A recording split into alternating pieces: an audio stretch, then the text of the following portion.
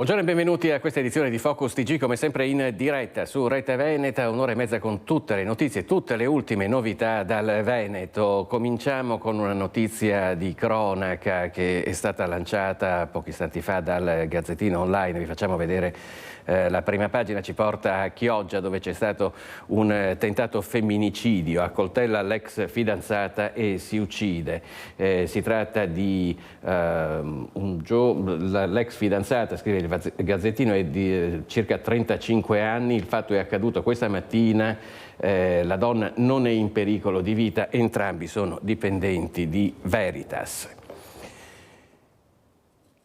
E rientriamo in studio perché dobbiamo parlare naturalmente questo è il fine settimana della Dunata Nazionale degli Alpini. C'è stata la solenne cerimonia dell'alzabandiera a Vicenza, nella centralissima Piazza dei Signori, che ha aperto ufficialmente la 95esima Dunata Nazionale.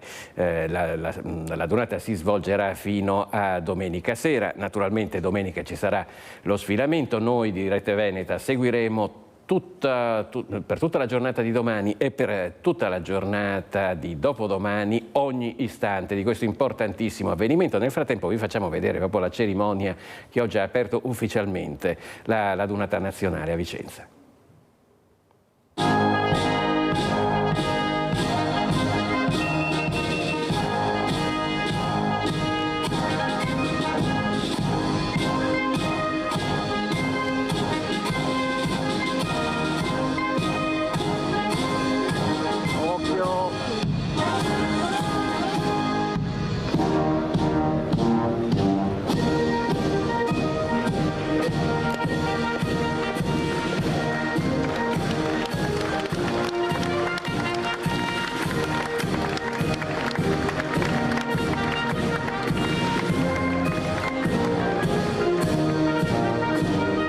Un'emozione straordinaria vedere Piazza dei Signori, uno dei luoghi più belli non solo della città di Vicenza ma del Veneto e del nostro paese, accogliere la 95esima Dunata degli Alpini. Migliaia e migliaia di penne nere sono già in città, ma insieme a tanti vicentini e a tante persone che stanno partecipando a questa straordinaria festa. È bellissimo vedere la città viva, la città che vive con gli alpini, è davvero un momento magico per la città di Vicenza. Saranno 3 grandi giornate, siamo certi che Vicenza saprà accogliere al meglio gli alpini e davvero sarà una delle donate più belle di sempre.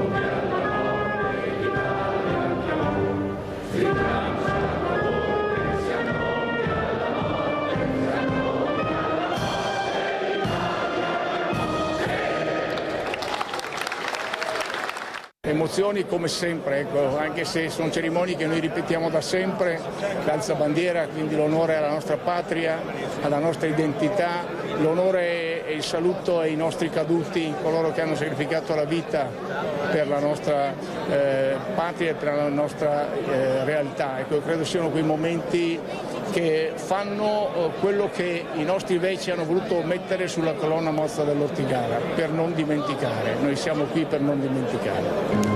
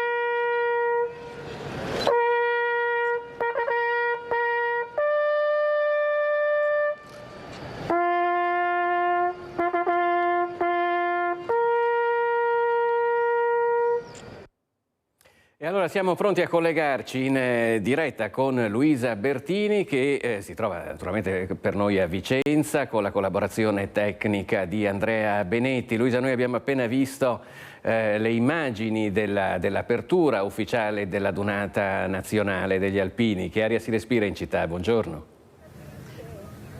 Sì, ovviamente c'è un'aria di gioia condivisa in tutti gli angoli della città.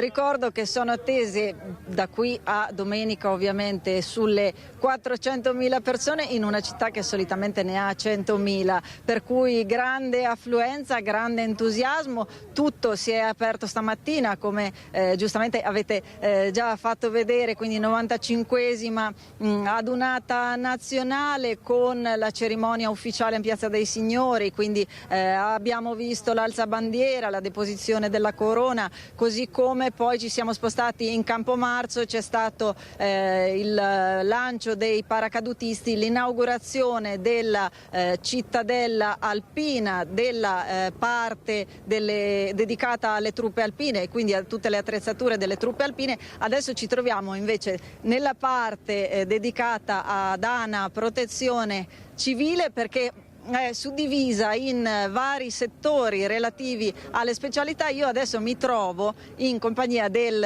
responsabile del caposquadra dell'antincendio boschivo, Thomas Chiarello. Ecco, solo per mostrarvi uno spaccato di tutti gli angoli che ci sono qua, siamo all'antincendio boschivo. Cosa c'è qua dietro, che cosa avete allestito e soprattutto, rivolgendovi ai bambini, che cosa farete? Buongiorno, allora qui abbiamo allestito la vasca per l'elicottero, abbiamo simulato con del legno, lo abbiamo costruito noi, un elicottero col suo bambi nel pescaggio, che è il suo lavoro che va a spegnere l'incendio. Abbiamo messo giù un po' di attrezzatura che usiamo nel campo e poi dietro là usiamo un modulo antincendio simile a questo per far giocare i ragazzini a spegnere il fuoco con delle fiammelle fatte da noi. Ecco, quindi tante le attrazioni sono anche per i bambini. Io ho visto che si stava spostando tutta la delegazione delle autorità, perché appunto la parte dell'ANA Protezione Civile è stata inaugurata proprio pochi minuti fa e si stavano spostando verso la parte delle macchine in movimento terra. Dico bene, io le vedo adesso da distante, ma credo che ci sia una parte dedicata ai sommozzatori, una parte dedicata ai macchinari, tra cui anche la parte dedicata a tutte quelle che sono le emergenze alluvionali. Insomma, una cittadella che è appena inaugurata, il taglio del nastro c'è stato poco fa, si sta riempiendo poco a poco di persone, tanta è la curiosità, tanto è l'entusiasmo. Ovviamente continuate a stare con noi perché di curiosità da raccontare ce ne saranno tante. Io per il momento restituisco la linea allo studio. Grazie a Luisa Bertini, in collegamento in diretta con la collaborazione tecnica di Andrea Benetti da Vicenza. Allora vediamo l'apertura della città degli Alpini.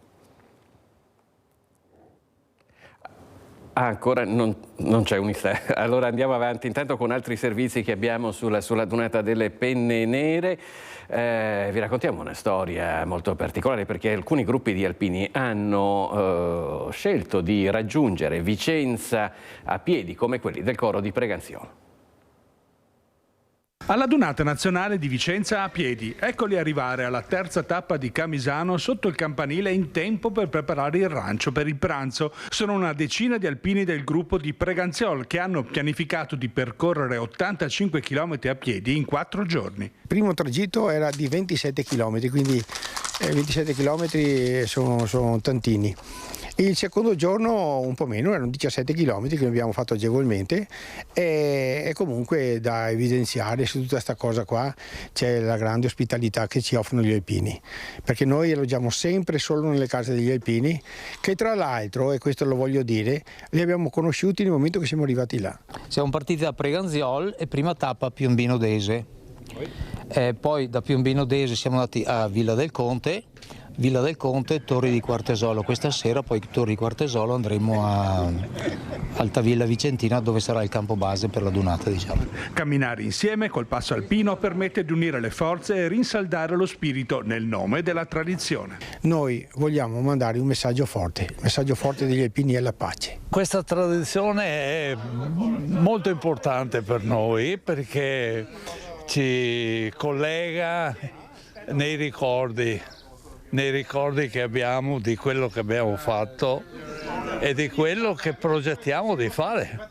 Io a 92 anni oramai progetto ancora. L'ultima, vedo qua, 17 chilometri. 17 chilometri per noi è poca cosa perché... Fate con una gamba sola? Sì, beh, senz'altro.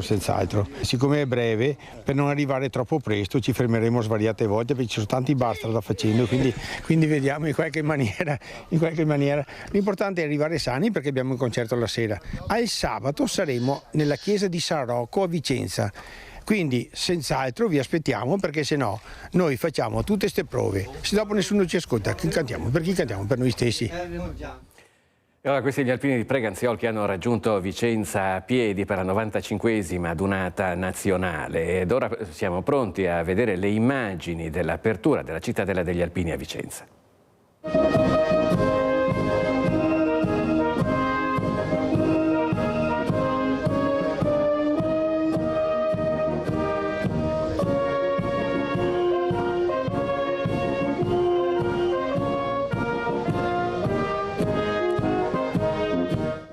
Città, bellissima giornata, che poi è una giornata speciale perché oggi abbiamo iniziato la 95esima Adunata Nazionale degli Alpini e oggi qui iniziamo anche con la parte specifica degli alpini in servizio e quindi parliamo di Cittadella e vediamo che cos'è la Cittadella.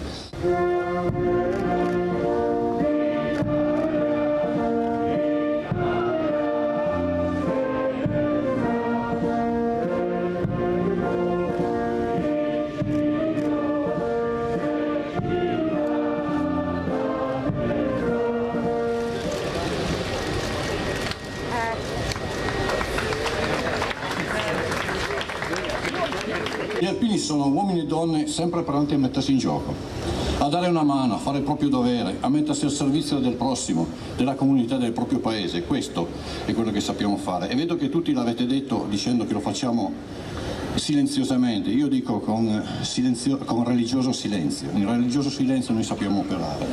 Il motto è il sogno di pace degli alpini. Non è un controsenso perché tutti continuano a dire chi ha le armi non fa pace, no? Chi ha le armi assicura la pace, garantisce la pace. Non poteva esserci, come mi ha ricordato chi mi ha scritto queste due righe, un motto più calzante, perché la pacificazione è da sempre l'obiettivo che guida ogni passo, soprattutto degli alpini in armi, che è un obiettivo che con profondo senso del dovere ognuno di noi si impegna quotidianamente a garantire, anche perché teniamo fede a un giuramento.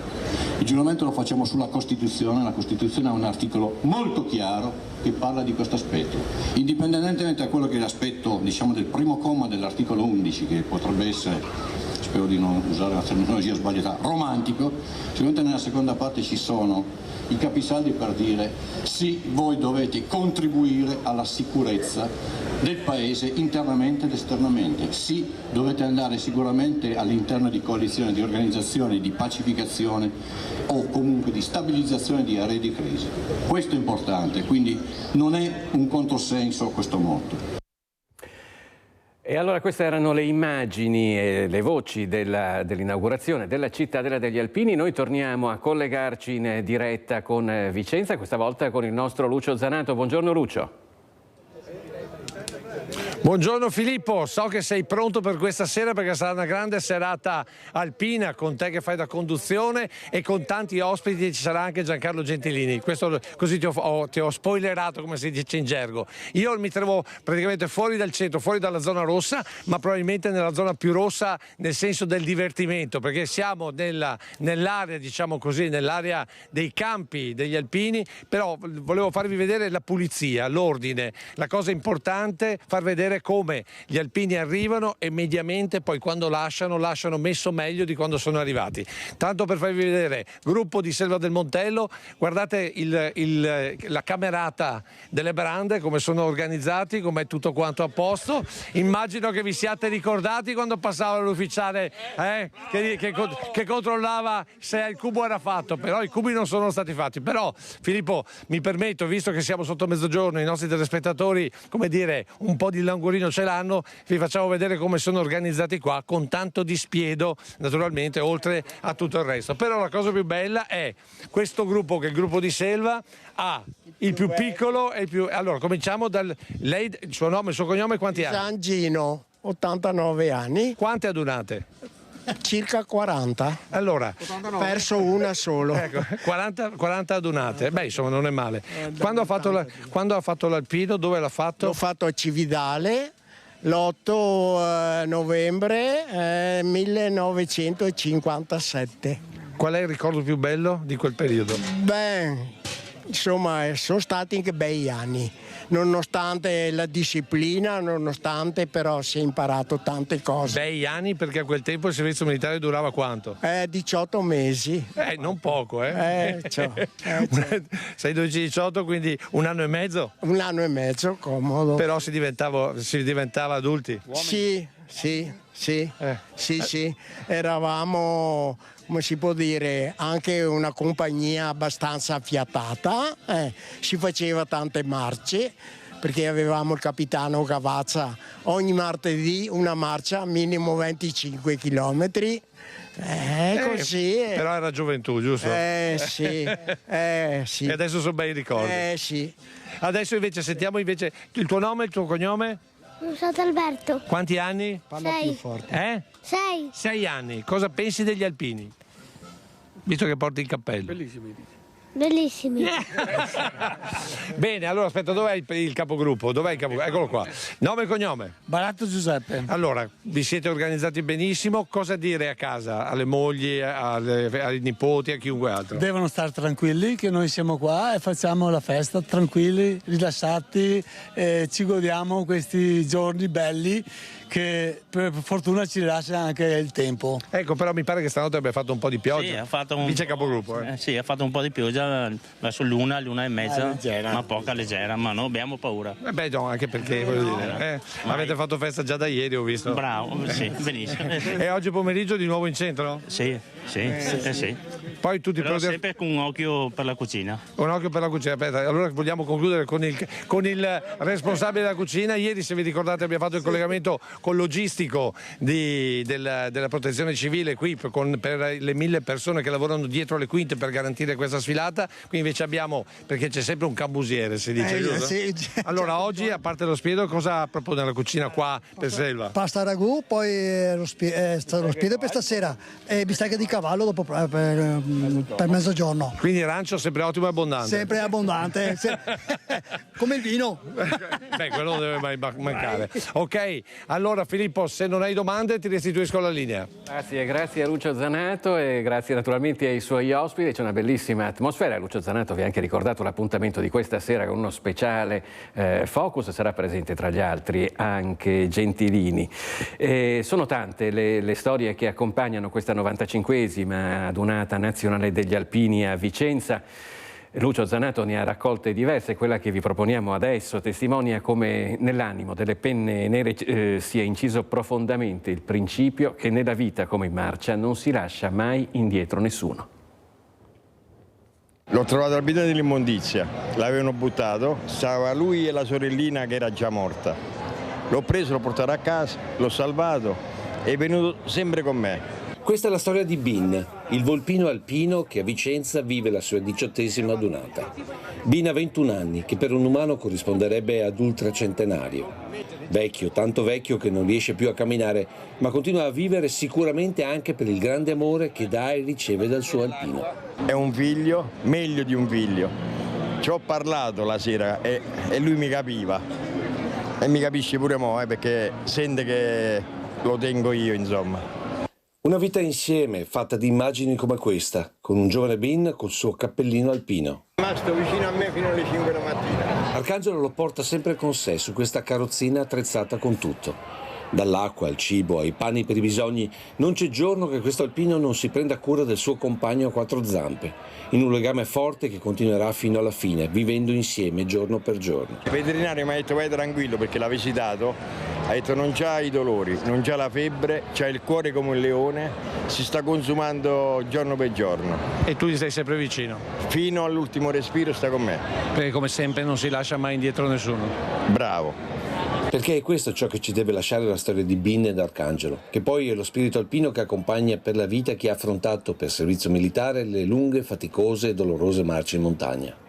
C'era sempre chi non riusciva ad andare più avanti e allora gli altri si caricavano il suo zaino, poi c'era chi lo sorreggeva fino alla prossima sosta, dove pensare come arrivare tutti assieme al campo in caserma, che per Arcangelo e il volpino Bin sarà sicuramente il paradiso degli alpini. Alpini in arrivo a Vicenza da tutta Italia e da tutto il Veneto naturalmente, e arrivano anche un centinaio di alpini a quota zero, gli alpini di Venezia. Già in partenza.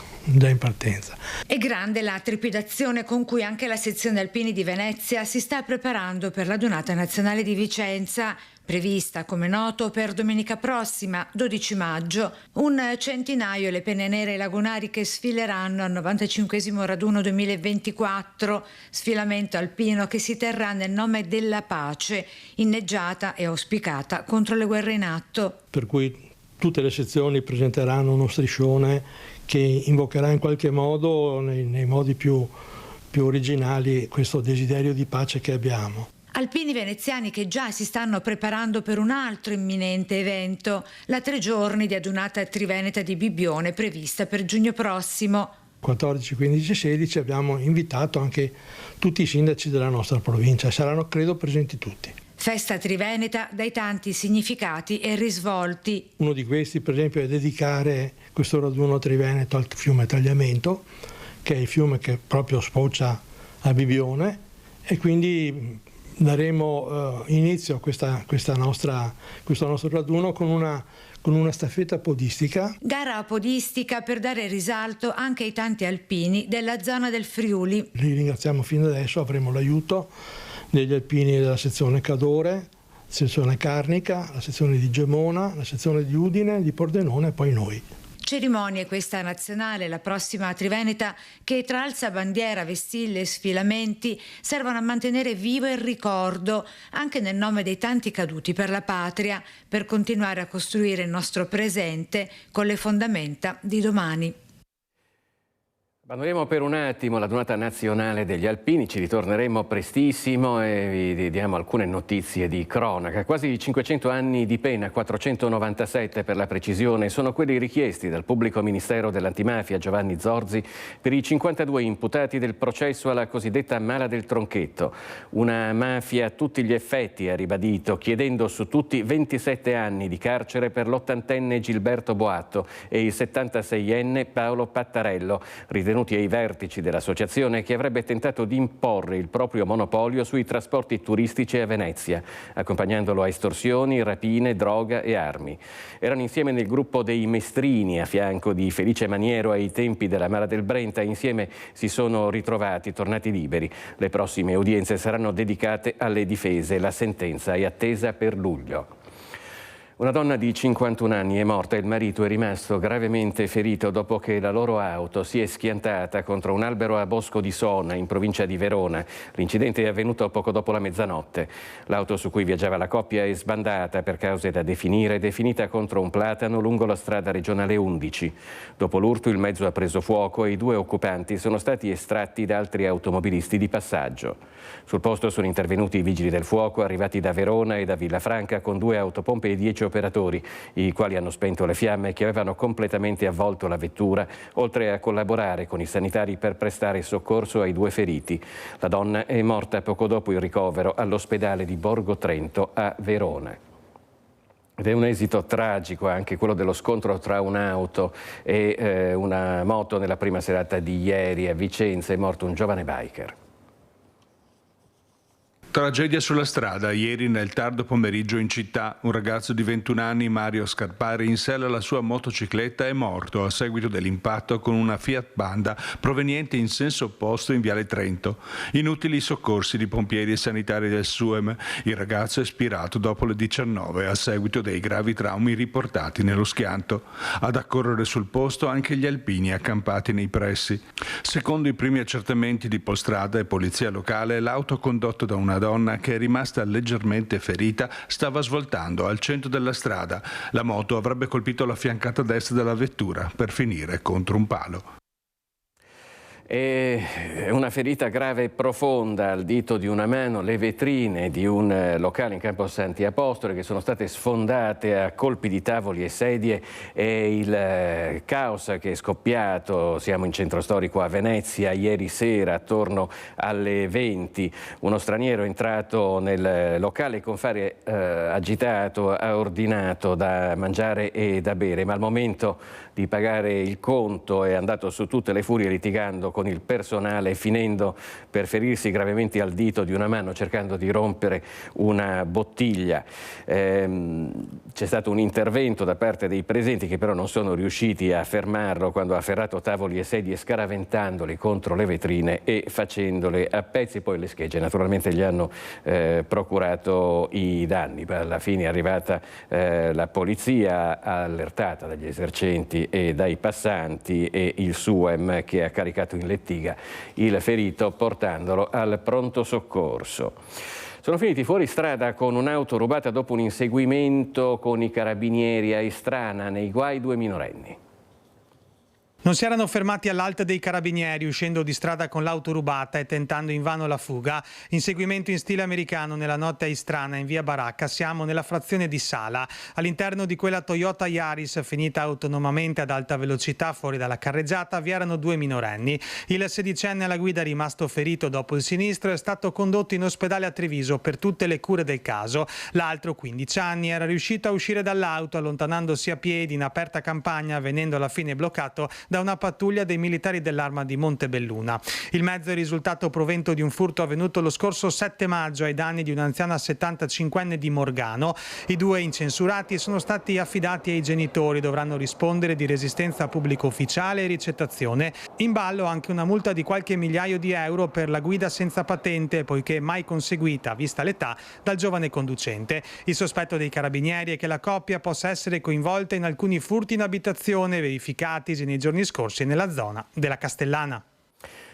Aveva provocato diversi disordini sotto Natale, furti, anche una rapina. Un minorenne, un 24enne marocchino è stato rintracciato nel Coneglianese ed è stato espulso dall'Italia e imbarcato su un volo per Casablanca. Furti, violenze, danneggiamenti, anche una rapina ai danni di un minorenne. Dopo una sfilza di reati commessi tra il quartier del Piave e il Coneglianese, un giovane di 24 anni di origini marocchine è stato rintracciato dalla polizia ed espulso dal territorio nazionale. Il giovane era entrato in Italia irregolarmente da Ventimiglia nel 2022, fermandosi poi nella zona del Coneglianese, ma qui nel giro di 2 anni aveva inanellato denunce per reati contro il patrimonio e la persona e una condanna a 1 anno e 8 mesi di reclusione. Inoltre il 24enne era destinatario di 2 fogli di via con divieto di ritorno, uno da Farra di Soligo e l'altro dalla vicina Pieve. Anche all'ultimo mercatino di Natale aveva dato in escandescenze e creato disordini. Un quadro che ha portato le autorità a disporre l'espulsione del giovane dal territorio. Accompagnato in aeroporto a Bologna, è stato imbarcato su un volo per Casablanca. A Padova non si ferma la lotta degli studenti mobilitati contro il conflitto in Palestina, che questa mattina si sono accampati con le tende nel cortile del Bo. Li hanno seguiti per noi Francesco Ratai e Cristian Roque Agliende. Siamo nel cortile nuovo del Bo. Da questa mattina alcuni studenti e attivisti dei movimenti pro-Palestina lo hanno occupato al grido di stop al genocidio e per chiedere appunto una forte presa di posizione da parte dell'università. Ecco, vedete le tende che sono state montate, sono qui in quello che è il cortile nuovo e nel cortile antico, il cortile adiacente. Questi sono alcuni degli attivisti che da stamattina occupano i 2 cortili dell'università. Perché oggi qui? Oggi abbiamo deciso di lanciare la nostra tendata in risposta alla mobilitazione globale che si è estesa anche in Italia questa settimana. Ci sono tende a Napoli, Bologna, Roma e Palermo, e poi questa data anche perché ci troviamo davanti al momento finale del genocidio in corso in Palestina con l'invasione di Rafah, e quindi noi vogliamo con la nostra occupazione denunciare la complicità di governo e università con i crimini di guerra e crimini contro l'umanità che sta commettendo Israele. Ecco, voi chiedete all'università una presa di posizione forte nei confronti di quello che sta succedendo a Gaza.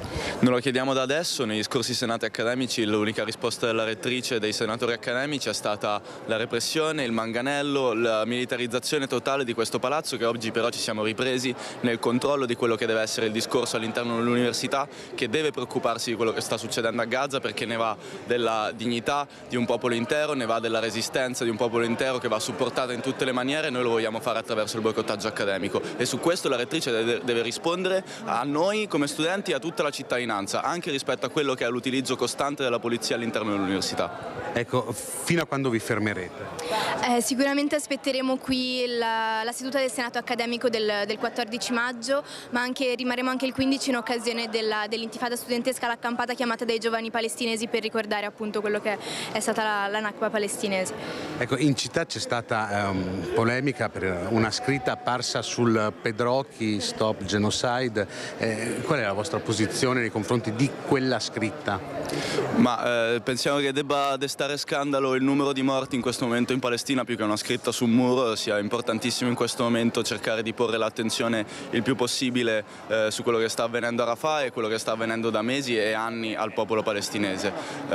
Rispetto alle scritte sul muro riteniamo che le istituzioni appunto dovrebbero preoccuparsi di altro.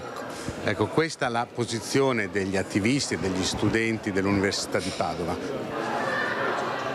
Questo dunque Francesco Ratai con Cristian Roque Agliende dall'Università di Padova. Ed ora una notizia storica che ci riguarda. Il network Media Nord-Est infatti ha acquisito il 21,71% delle quote di Mediapason, la società editrice delle televisioni leader nel nord-ovest del nostro paese. Le televisioni regionali più importanti del nord Italia iniziano un cammino comune ed è un nuovo grande passo per il nostro network Media Nord-Est, con un'acquisizione storica del 21,71% delle quote azionarie di Mediapason, la società editrice delle emittenti del nord-ovest.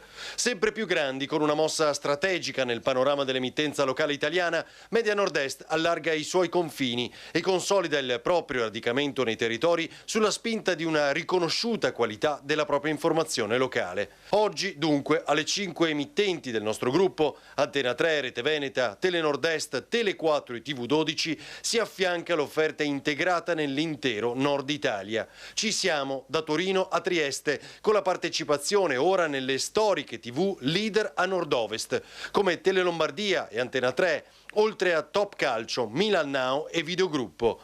Un totale di quasi 2.300.000 contatti giornalieri certificati Auditel.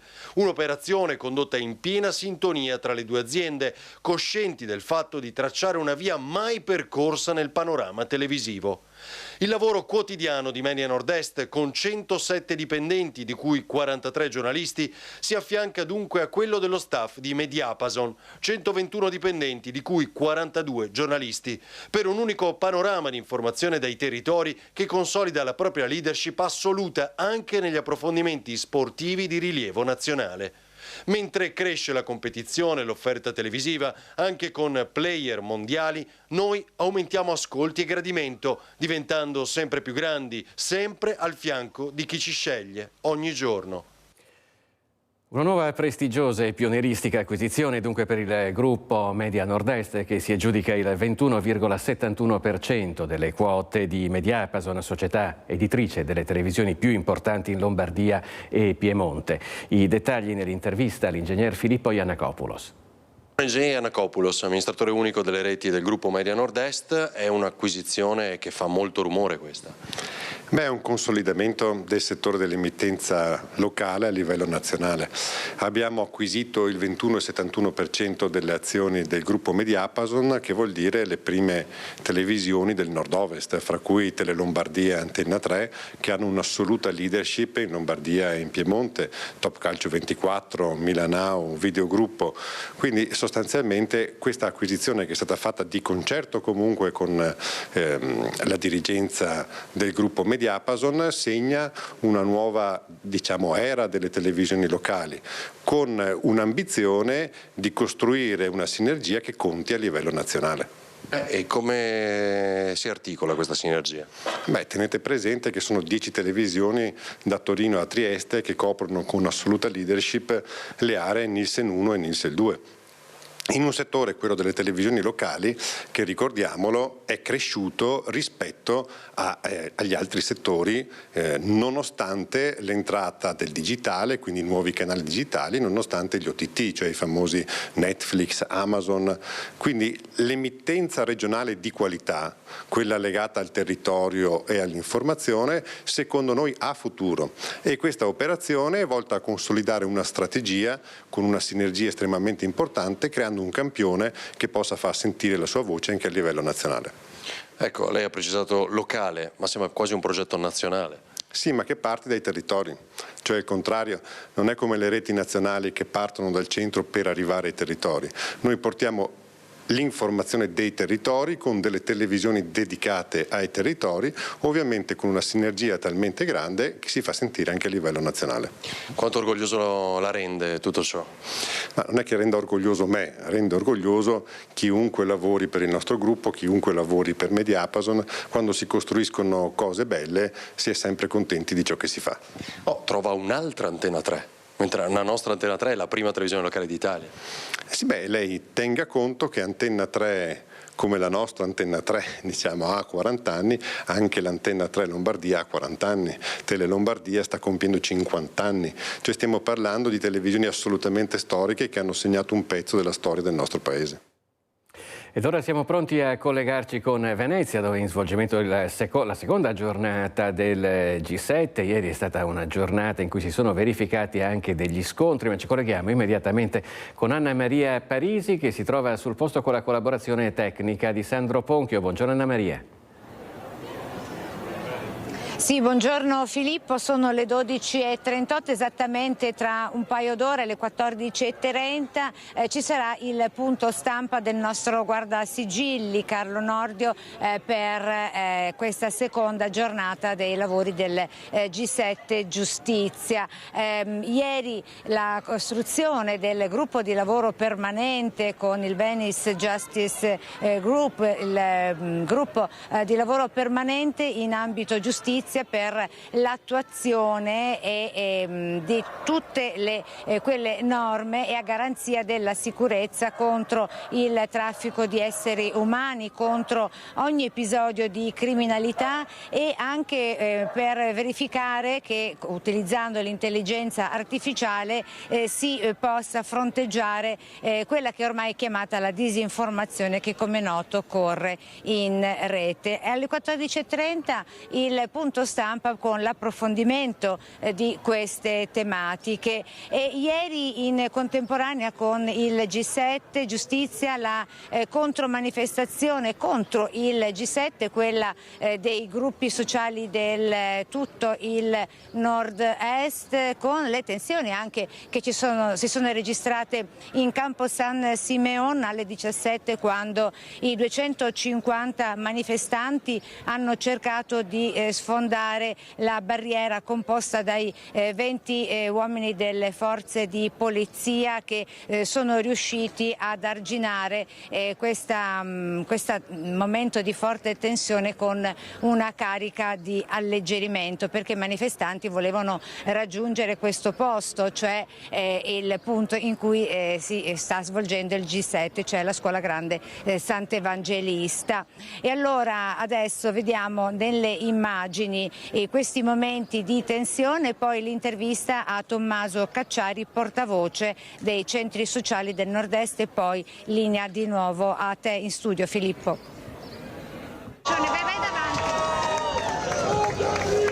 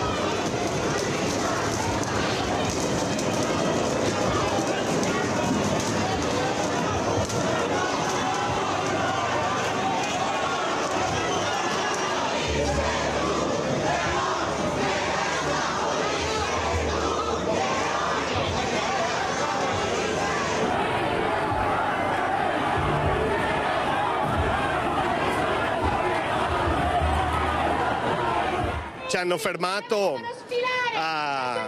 in verità poche centinaia di metri da dove si sta svolgendo, alla Scuola Grandi San Giovanni Evangelista, dove si sta svolgendo il G7. E comunque non importa, perché abbiamo ottenuto comunque l'attenzione, siamo riusciti comunque a dire la nostra, appunto, che è block the war, cioè nel momento questi fanno il G7 e la giustizia, quando di giustizia non la vediamo da nessuna parte.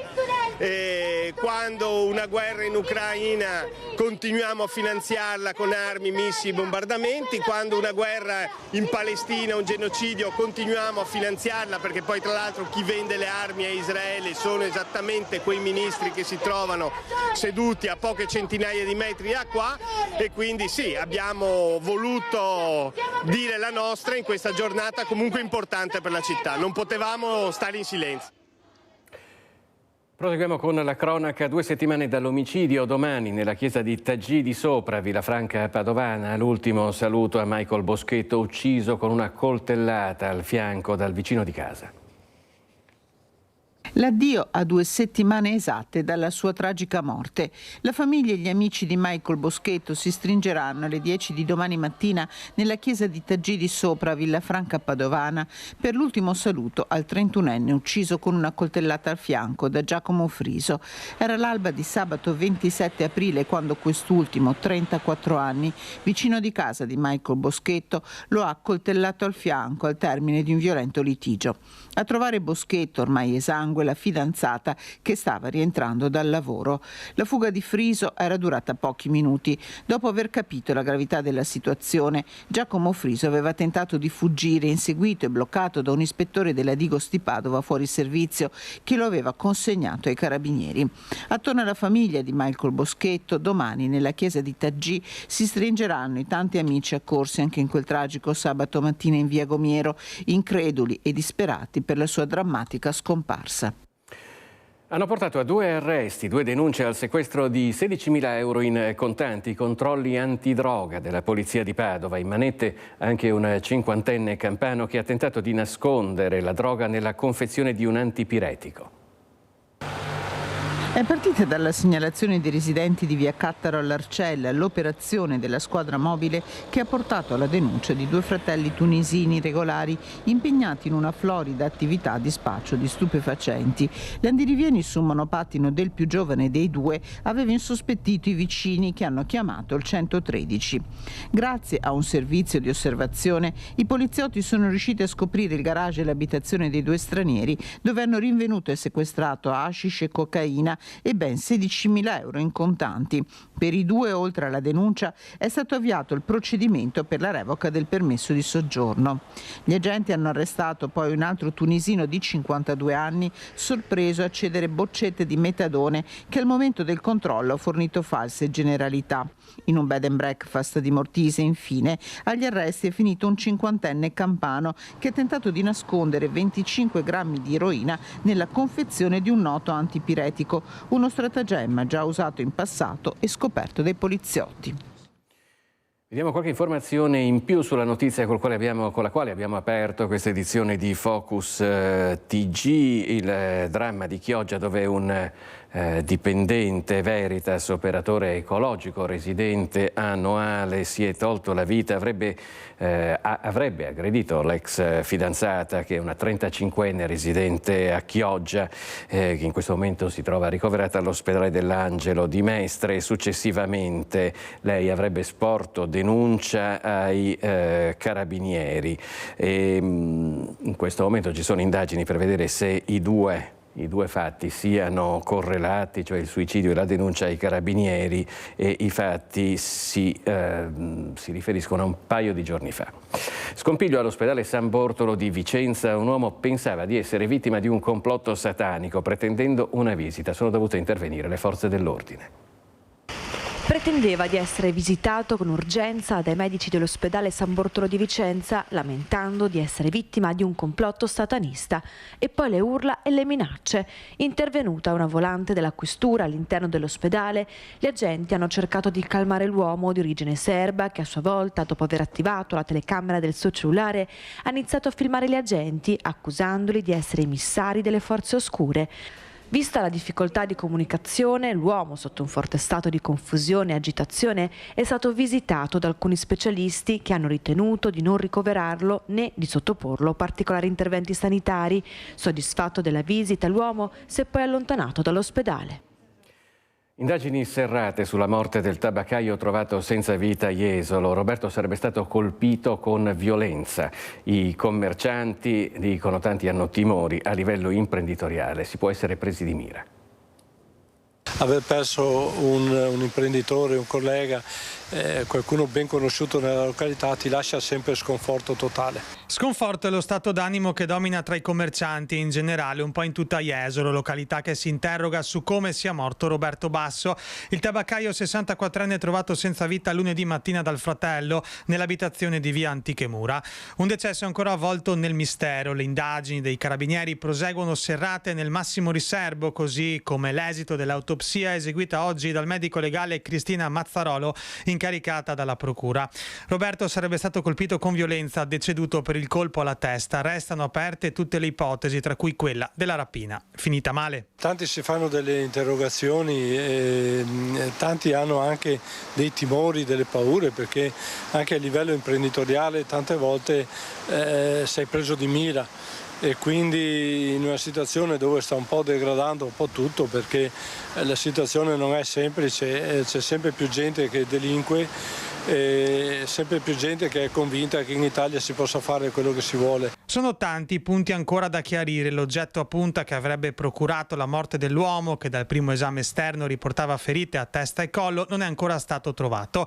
Manca il movente e l'autore. Questa mattina all'esterno del tabacchino di Basso sono spuntati dei lumini votivi, sintomo dell'affetto testimoniato dalle tante persone che lo conoscevano. Jesolo non è abituata a certe situazioni e quindi un fatto così increscioso sconvolge un po' tutti quanti, soprattutto il non avere neanche certezze di quello che è avvenuto, come è avvenuto. Lasciamo lavorare le forze dell'ordine e senz'altro riusciranno a scoprire quali sono state le motivazioni. A Padova colpo di scena nel processo a carico di un operatore sociosanitario di una RSA padovana che nel 2019 era stato accusato da un ospite di 90 anni di averla molestata sessualmente. La Cassazione ha annullato la sentenza di condanna emessa dalla Corte d'Appello che aveva condannato un operatore sociosanitario della residenza Parco del Sole a 6 anni e mezzo di reclusione per violenza sessuale aggravata, lesioni personali e minaccia nei confronti di una novantenne ospite della struttura. I fatti sarebbero avvenuti nell'estate del 2019. L'anziana, poco dopo la denuncia, è deceduta alla fine dello stesso anno. La Cassazione ha annullato la sentenza di secondo grado che confermava quella di primo grado perché i legali dell'imputato hanno sottolineato come non siano stati ascoltati alcuni testimoni proposti dalla difesa. Gli avvocati durante il processo in Corte d'Appello hanno contestato anche la veridicità delle accuse mosse dall'anziana.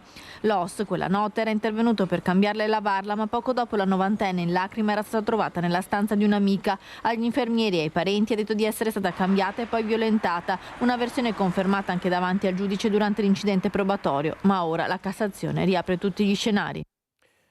Allora torniamo a parlare di alpini, siamo stati a Vicenza, abbiamo visto l'inizio ufficiale della 95esima Dunata nazionale, abbiamo visto anche l'apertura della cittadella degli alpini, adesso ci spostiamo in un posto vicino a Vicenza, storico per quello che riguarda gli alpini, il Ponte Vecchio di Bassano del Grappa, dove si trova per noi Vanessa Banzato. Buongiorno Vanessa. Buongiorno a te Filippo e alle persone che ci stanno seguendo. Ponte Vecchio, monumento nazionale, il tricolore che sventola su tutta la struttura e tanti alpini che in attesa dello sfilamento di domenica in occasione della 95esima adunata nazionale hanno deciso di fare tappa proprio qui a Bassano del Grappa, proprio sul monumento nazionale. Voi arrivate da Olgiate Olona, provincia di Varese. A Bassano la prima volta? No, io passo spesso, quando si è in zona un salto qui si fa sempre. Oggi è particolare perché siamo qua tutti insieme, è bellissimo. Certo. Anche lei? Sì, è la prima volta come alpino.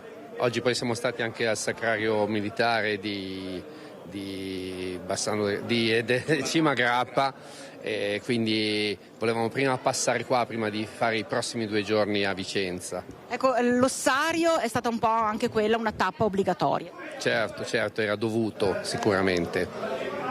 Sì, sicuramente oltre al Monte Grappa, che è stata una tappa obbligatoria per noi che veniamo anche da lontano, per me personalmente poi è la prima volta che vengo sul ponte di Bassano, ma soprattutto per un ricordo proprio del militare, perché io facevo parte... Vediamo, allora chiedo a Renzo Rigona, il collega, se riesce a inquadrare. Battaglione Alpini Bassano, quindi io ho fatto parte per un anno intero di questo battaglione di grande valore, ed è la prima volta che ci vengo, quindi per me è veramente un'emozione grandissima oggi, da veramente proprio... Puoi camminare su questo ponte. Camminare su questo ponte, sapendo comunque dell'importanza, monumento nazionale eccetera, però davvero portando poi lo stemma perennemente di questo ponte, per me è un orgoglio fantastico davvero. Ecco, un giovane, sentiamo già i cori dietro, intanto abbiamo il giovane capogruppo degli alpini di Olona. Olgiati Olona, esatto. Su questo ponte abbiamo sentito una parola che è stata un po' il filo conduttore, è stata emozione. Certo, è sempre emozionante partecipare agli eventi alpini, soprattutto nella Dunata, anche perché noi facciamo tutto l'anno sempre a disposizione per il prossimo, aiutando, porgendo la mano sul ponte di Bassano, a dare la mano, no? E quindi alla fine è bello anche ogni tanto trovarci tra di noi e trovare i motivi per festeggiare perché noi arriviamo sempre a meta, perché noi siamo sempre impegnati ad aiutare il prossimo, ad aiutare la nostra nazione, e è anche bello ogni tanto trovarci e far festa ricordando anche i nostri valori. Infatti stamattina, prima di andare a far festa, prima di venire qua a Bassano a far festa, abbiamo fatto tappa sul Monte Grappa, perché noi siamo grandi per quello che i nostri veci hanno lasciato, quindi chi è morto sul Grappa, chi è morto in tutti i campi a livello internazionale, comunque tutte queste grandissime persone che hanno bruciato la propria vita per dare un qualcosa in più a noi, ecco, vanno sempre ricordati. La prima cosa che bisogna fare è ricordare sempre di queste persone e trovare in loro lo stimolo per far sempre meglio, ecco. A proposito, sì, sono 3 giornate di grande festa, ma sono anche 3 giornate in cui si vuole cogliere l'occasione per lanciare un messaggio soprattutto alle giovani generazioni. Certo, noi teniamo sempre sott'occhio queste nuove generazioni. In molti casi noi alpini entriamo nelle scuole, quindi spieghiamo chi siamo, da dove arriviamo, cosa facciamo, insomma, e secondo me bisogna lanciare proprio un seme in queste nuove generazioni, perché deve crescere questo seme, che è il seme della solidarietà e del voler bene alla nostra nazione. Questo è proprio, secondo me, una cosa fondamentale, perché comunque è vero ricordarsi del passato, come abbiamo detto prima, ma anche bisogna pensare anche al presente, ma anche al futuro. Quindi, tutti i momenti della vita, vecchi o nuovi, che viviamo, che verranno vissuti, bisogna sempre viverli alla grande, sempre con questi valori che noi alpini portiamo avanti da oltre 150 anni di storia. Grande emozione su questo ponte. Sì, grande emozione su questo ponte, è tutta una cosa stupenda, insomma, ecco, spero di poter esserci anche il prossimo anno, ecco, io sono il più vecchio, diciamo. Le chiedo l'età allora. Allora l'età, se non la rovescio, e le dico che sono 58. 58 anni, vero? Ben portati, ben portati. Sì, abbastanza bene, diciamo, dai. Ecco, spero di poter continuare. Io lo spero, sa. Certo. Non è che vorrei morire domani, no? Poi sul suo cappello ci sono tantissime spillette che raffigurano cosa? E tutte le riunioni che abbiamo fatto, tutte le tappe e anche la guerra che ho fatto in Alto Adige quando c'era 15-18. No, quando lassù facevano saltare i tralicci e le ferrovie, io c'ero e quindi ho anche quei ricordi lì, insomma, ce n'ho di ricordi. A Vicenza domenica anche lei sfilerà. Ma certo, ma ci mancherebbe, vengo apposta per sfilare. Non ha paura. È l'unica cosa che mi piace di quel giorno, la sfilata. È il momento più importante. È il momento più importante, il momento clou della nostra trasferta. Insomma, Filippo, hai sentito, c'è tanta voglia di divertirsi, sì, ma c'è tanta voglia anche di lanciare un messaggio forte di solidarietà, di partecipazione, di invito rivolto soprattutto alle giovani generazioni. Allora, dal Ponte Vecchio di Bassano del Grappa, assieme a tutti questi alpini, è tutto. Ti ricedo la linea.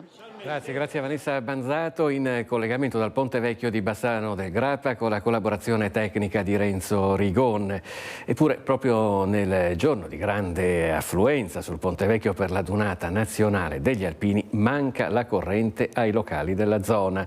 Ci sono lavori in corso per cui via la luce per tutta la mattinata, ce lo racconta Alex Giuliano. Che fossero giorni elettrici questi per Bassano, per il territorio, lo si sapeva, sono i giorni della 95esima Dunata Nazionale degli Alpini. Il Ponte Vecchio è invaso da penne nere, eppure in numerose attività commerciali di Angarano, proprio all'imbocco del ponte, questa mattina è stata staccata la corrente. Locali storici che hanno dovuto abbassare, o meglio tenere chiuse le serrande perché sono stati previsti dei lavori di manutenzione, lavori che hanno messo in grossa difficoltà non solo i commercianti ma gli stessi turisti, gli stessi alpini che hanno guardato con stupore e perplessità i locali con le luci spente e con le serrande abbassate in quello che sarebbe dovuto essere un giorno di grande festa. E come potete vedere in via Angarano, proprio all'imbocco del Ponte Vecchio, gli alpini sfilano davanti ai negozi senza corrente, come questo. Guardate la situazione in questo locale storico di Bassano. È quello che noi ci siamo domandati anche 4 giorni fa, come tu ben vedi, ci avevano avvisato. Perché...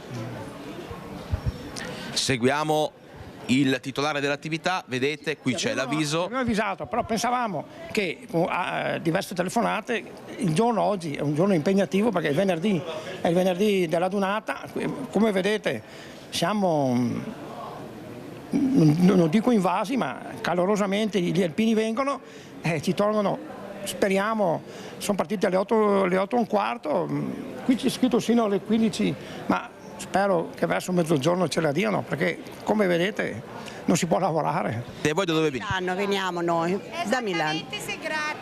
Da Segrate, qui da Milano, passate sul ponte e trovate i locali con la corrente staccata, insomma non è proprio... E non va bene per niente.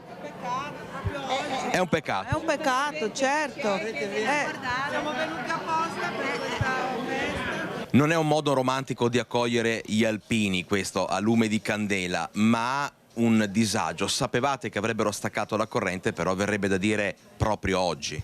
Allora, siamo stati informati nella giornata di martedì che questo venerdì saremmo rimasti senza corrente per mezza giornata.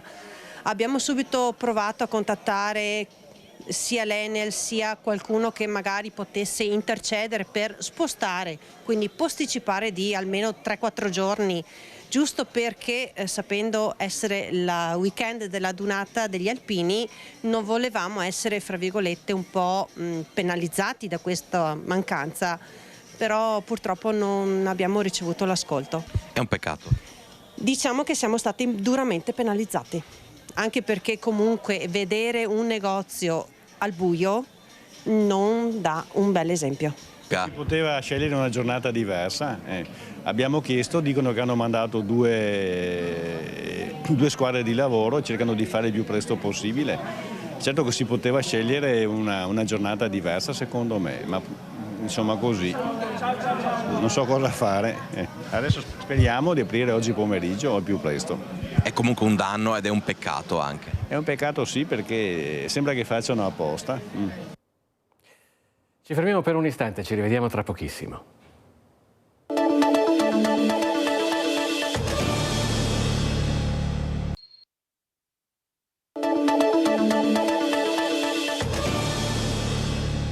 Ben trovati in diretta con Focus TG. Un mese fa la strage della centrale elettrica di Suviana, oggi il ricordo a Bargi, ieri a Bologna la commemorazione che ha riunito i familiari delle vittime, tra di loro anche il padovano Adriano Scandellari, ingegnere esperto di Enel Green Power.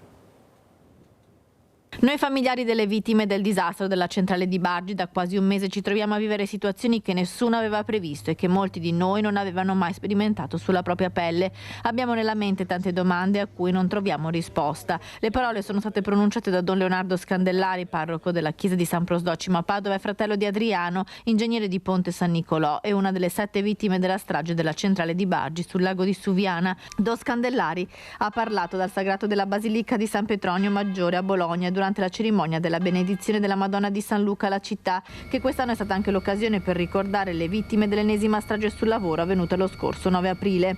Non vogliamo dimenticare nemmeno quanti attualmente sono impegnati a far luce su quanto successo e quelli che si sono attivati per assistere le nostre famiglie nelle difficoltà inattese che si sono create, ha continuato Scandellari, ricordando anche i feriti. 2 sono veneti, l'ingegnere di 90 padovana Stefano Bellabona, ricoverato nel reparto grandi ustionati di Padova, e il veneziano Sandro Busetto, ricoverato a Pisa. Oggi alla centrale di Bargi, a un mese dalla strage, si terrà un momento di ricordo dei dipendenti di Enel Green Power.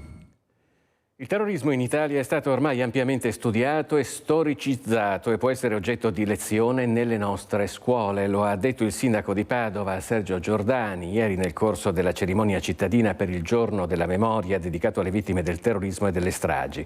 Credo sia doveroso, ha proseguito Giordani, che ai nostri ragazzi sia spiegata l'importanza del rapimento e dell'uccisione di Aldo Moro, così come delle stragi di Piazza Fontana o della stazione di Bologna. Sono momenti cardine della storia della nostra Repubblica, ha proseguito il primo cittadino di Padova, che devono essere tra le conoscenze basilari di ogni cittadino italiano. La consapevolezza della loro importanza, ha concluso Giordani, è anche il miglior modo per onorare la memoria delle tante vittime del terrorismo e il loro sacrificio. E ora parliamo di economia, l'importanza degli investimenti esteri per lo sviluppo dei territori e come i territori debbano fare sistema per essere attrattivi a tutto tondo. Una ghiotta occasione di confronto alla Camera di Commercio di Belluno in occasione della giornata europea dedicata alla competitività. Noi abbiamo bisogno di allacciare le relazioni, di far sì che le nostre imprese siano sempre più internazionali, anche se sono piccole, perché le grandi ci arrivano da solo. Creare ecosistemi competitivi nei territori periferici farà attrattività e contrasto al declino. Una sfida accolta dalla Camera di Commercio di Belluno Treviso, che ha l'obiettivo di individuare le condizioni per un rilancio dello sviluppo dei territori, facendo rete fra grandi e piccole imprese, filiere formative, finanza locale, amministrazioni locali. Punto di partenza: ragionare sulle capacità di un territorio di attrarre e trattenere investimenti di qualità. A Belluno, per la terza edizione consecutiva, il tema è stato il fulcro della Festa dell'Europa, a cui hanno partecipato relatori di spicco sia del mondo accademico che politico. A Palazzo Balbi è stato depositato da poco un disegno di legge che riguarda gli investimenti esteri. Questo è uno strumento davvero importante, intanto perché mette in disponibilità delle aziende che vogliono investire qui in Veneto 44 milioni di euro di strumenti finanziari che aiutano le aziende a investire qui.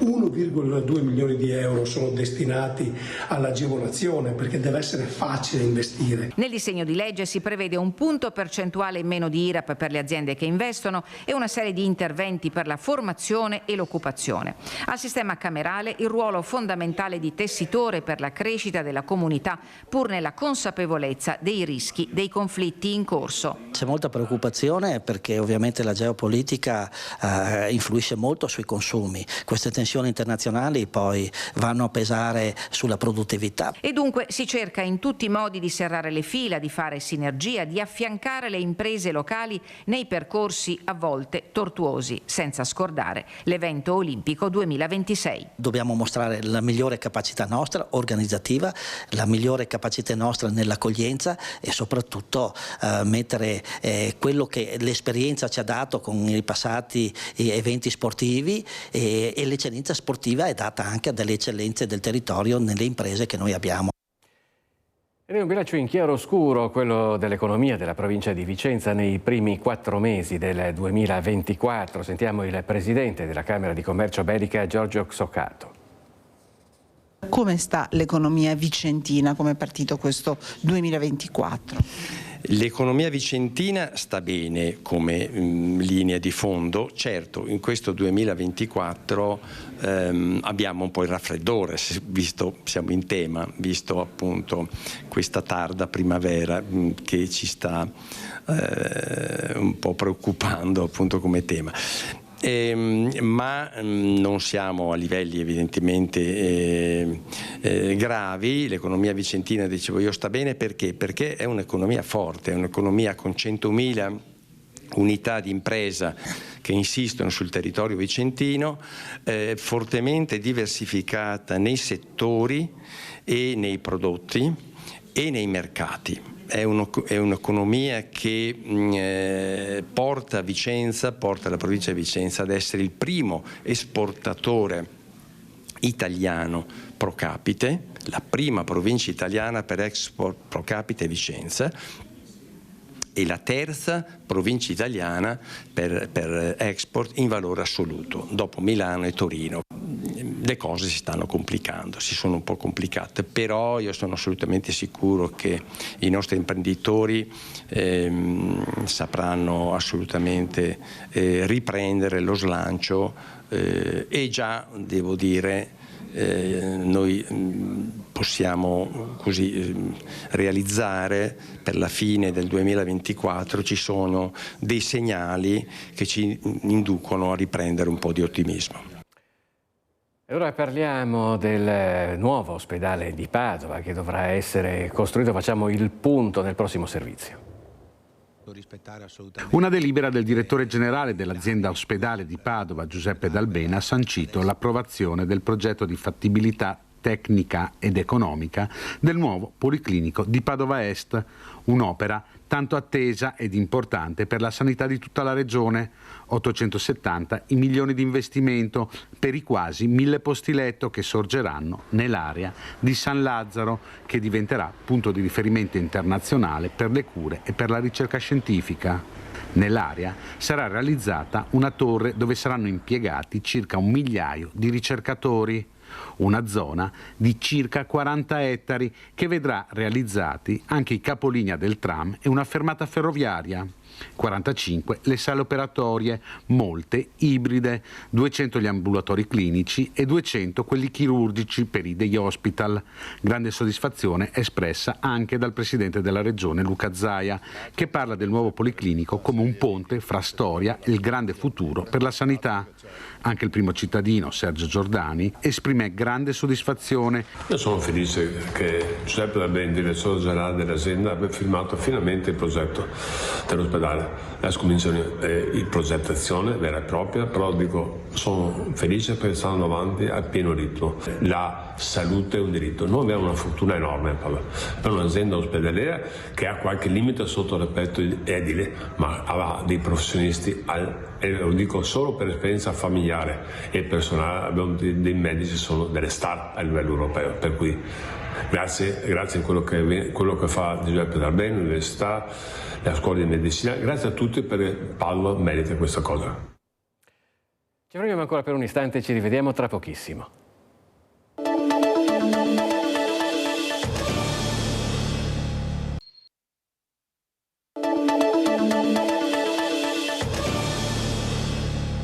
Bentrovati nuovamente in diretta con Focus TG. Ci vorranno dai 3 ai 4 giorni per ripulire la parete del Pedrocchi a Padova, vandalizzata nella notte tra mercoledì e giovedì. È iniziata la cancellazione della scritta sul muro del Pedrocchi lungo il Liston a Padova. La società, che è stata incaricata di ripulire la parete dello storico caffè senza porte, lavorerà per circa 3 giorni per eliminare la scritta realizzata con spray nero nella notte tra mercoledì e giovedì. Con del solvente, applicandolo con un batuffolo di cotone, si rimuove il primo strato e dopo si dà un'ulteriore passata, ma necessiterà anche di una velatura a calce per rimuovere tutti i residui. Intanto in questura gli uomini della Digos stanno cercando di identificare l'autore della scritta.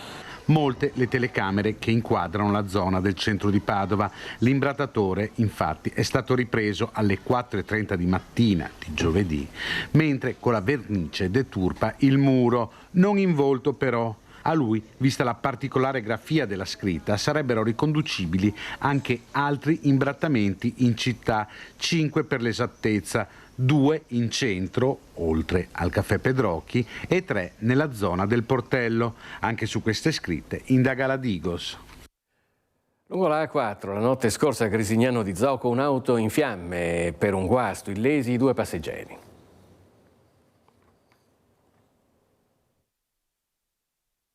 Era in viaggio sulla A4 in direzione Venezia quando a un certo punto l'auto è andata in fiamme.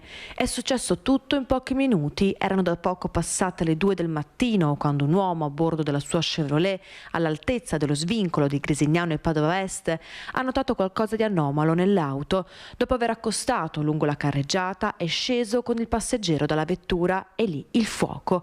Intervenuti i vigili del fuoco da Padova che in 2 ore hanno spento le fiamme dell'auto andata completamente bruciata.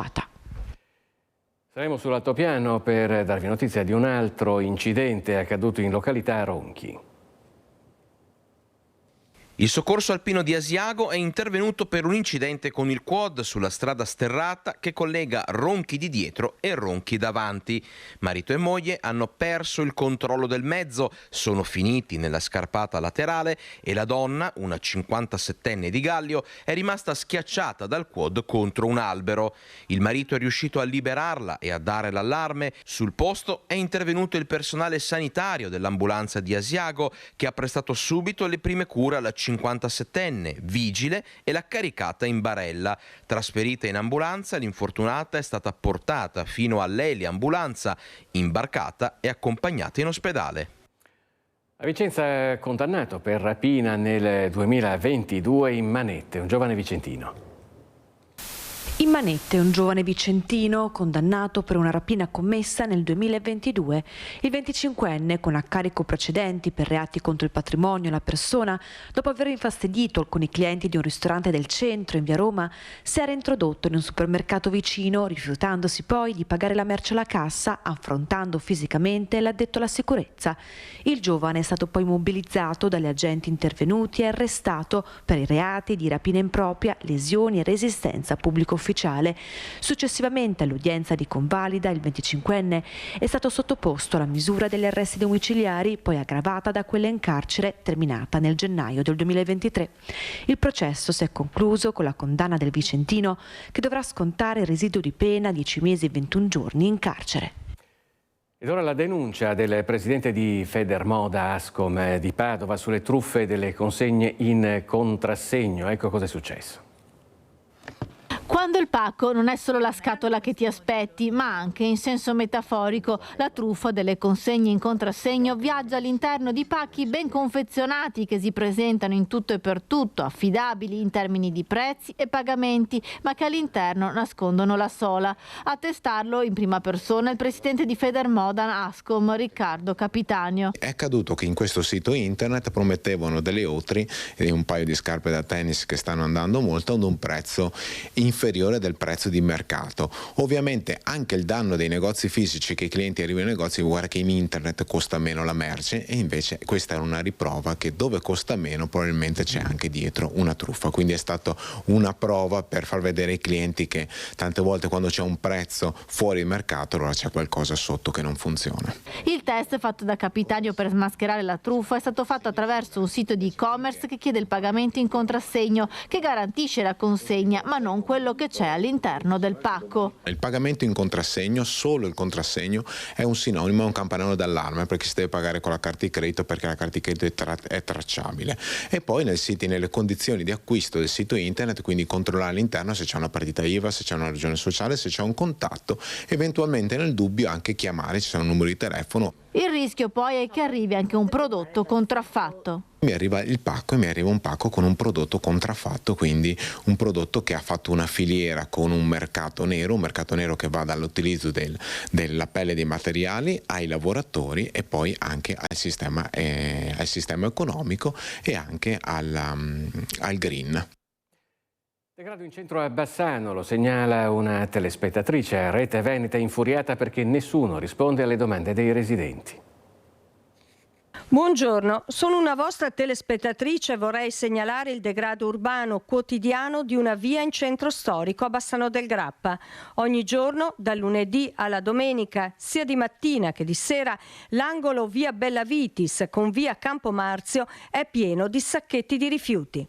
Comincia così quella che potrebbe sembrare una delle tante segnalazioni che arrivano alla redazione di Rete Veneta e che riguardano casi più o meno gravi di degrado, abbandono rifiuti e discariche a cielo aperto che sorgono qua e là nel Bassanese. Ma questa segnalazione riguarda il centro storico della città del Ponte, a 2 passi proprio dal Ponte Vecchio, a 50 metri da Piazza Libertà e dal Tempio Ossario. La nostra telespettatrice ci spiega di aver fatto segnalazioni a ogni livello, ma nessuno è intervenuto. Quel che resta è un biglietto da visita che non è certo all'altezza delle aspettative di questi giorni, in cui il Salotto Buono Cittadino e il Ponte sono invasi da migliaia di visitatori grazie alla Dunata Nazionale degli Alpini di Vicenza. Poi ci sarà il Giro d'Italia e in ogni caso Bassano è un punto di riferimento turistico di rilevanza nazionale.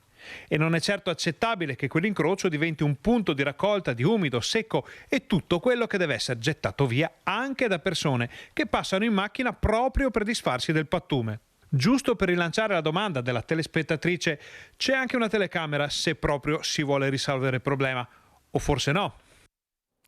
Lavori alla sede dell'ULSS di Borgo Cavalli a Treviso. L'intero quartiere resterà senza corrente domenica prossima, festa della mamma per la storica pasticceria Francia Sfuma, una giornata di lavoro molto importante. La festa della mamma è una festa importante, è la quarta dell'anno, cioè saperlo 4-5 giorni prima è un po' troppo poco. Senza elettricità proprio nella domenica della festa della mamma, per la storica pasticceria Francia di Borgo Cavalli i volantini gialli appesi dappertutto da E-Distribuzione sono stati un fulmine a ciel sereno. In tutta l'area tra Borgo Cavalli, Borgo Mazzini e vie limitrofe l'energia elettrica verrà interrotta dalle 8:30 alle 14:30, praticamente impossibile lavorare.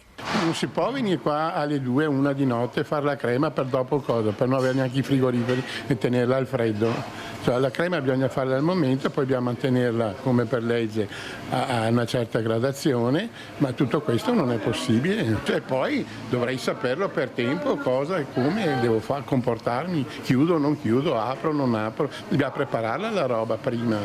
Le telefonate con gli ordini continuano ad arrivare, ma Francia non sa cosa rispondere ai clienti, senza contare gli ordini già presi, una torta per 40 persone, un rinfresco e poi tutte le delizie a forma di cuore con crema e fragole che vanno a ruba per festeggiare le mamme. I lavori necessari per la rete della sede dell'ULSS, dice Francia, non potrebbero essere spostati. Sono speranzoso che vengano posticipati perlomeno, non dico il giorno, ma l'orario, invece che dalle 8 alle 2, da mezzogiorno in poi, insomma, e così risolvo la giornata. Cambiamo argomento. Ad un mese dal suo rientro in Italia, il velista cittadellese Riccardo Tosetto ci racconta il suo viaggio intorno al mondo in barca a vela. 153 giorni da solo in mezzo al mare, un'esperienza incredibile. Sì, un sogno che si avvera, è stata un'esperienza dura e lunga, un giro del mondo senza scalo per i grandi capi è paragonabile all'Everest, quindi una grande avventura. È il racconto di un sogno che si avvera, quello di Riccardo Tosetto, il velista di Cittadella, che ad inizio aprile ha completato l'impresa della vita, portare a termine la Global Solo a bordo della sua imbarcazione Ob Portus, circumnavigando il pianeta. Il sogno che ho fin da bambino, io ho cominciato a praticare la vela a 8 anni e poi è diventata la mia professione da quando ho 18 anni, però il giro del mondo in solitario senza scalo era proprio il mio massimo obiettivo e sono riuscito a raggiungerlo. Era partito dalla Corugna in Spagna il 29 ottobre del 2023, 153 giorni di navigazione in solitaria e senza scalo, in barca a vela, senza assistenza esterna, a disposizione solo 300 litri di benzina che ha dovuto razionare per poter avere elettricità per tutta la durata del viaggio, una traversata segnata anche dal maltempo, l'ostacolo più grande della sua impresa. Ho avuto 4 momenti meteorologicamente veramente difficili. Uno è stato la partenza dalla Corugna, Poi un altro momento difficile è stato 3 giorni prima di Capo Horn, dove una bassa pressione con onde che superavano gli 8 metri e venti sopra i 50 nodi è stato abbastanza difficile, e altre 2 perturbazioni, una sopra le isole Falkland e una 3 giorni dall'arrivo. L'Equatore, il Capo di Buona Speranza e Capo Horn, accompagnato per un pezzo anche dai delfini, anche se l'incontro più emozionante è stato con un branco di balene. Durante il viaggio ho visto diversi animali che non avrei mai potuto vedere, come gli albatros a sud, e l'incontro con le balene è sicuramente quello che ricorderò in assoluto per l'emozione che mi ha dato. È stato un incontro notturno, ma ho avuto la fortuna di avere una buona luce da una luna piena e me la sono goduta per mezz'ora questa navigata insieme a queste 2 balene veramente enormi. In 16 sono partiti, ma Riccardo ed altri 5 sono riusciti a portare a termine il viaggio. Col giro intorno al mondo del velista Riccardo Tosetto si conclude questa edizione di Focus TG. Vi ricordo i prossimi appuntamenti con l'informazione di Rete Veneta a partire dalle 18:50 con il telegiornale di Bassano del Grappa, a seguire il telegiornale di Vicenza e poi l'appuntamento di questa sera alle 21:20 circa con Focus, eccezionalmente dedicato tutto alla Dunata Nazionale degli Alpini. Questo per ora è tutto, grazie per averci seguito, arrivederci.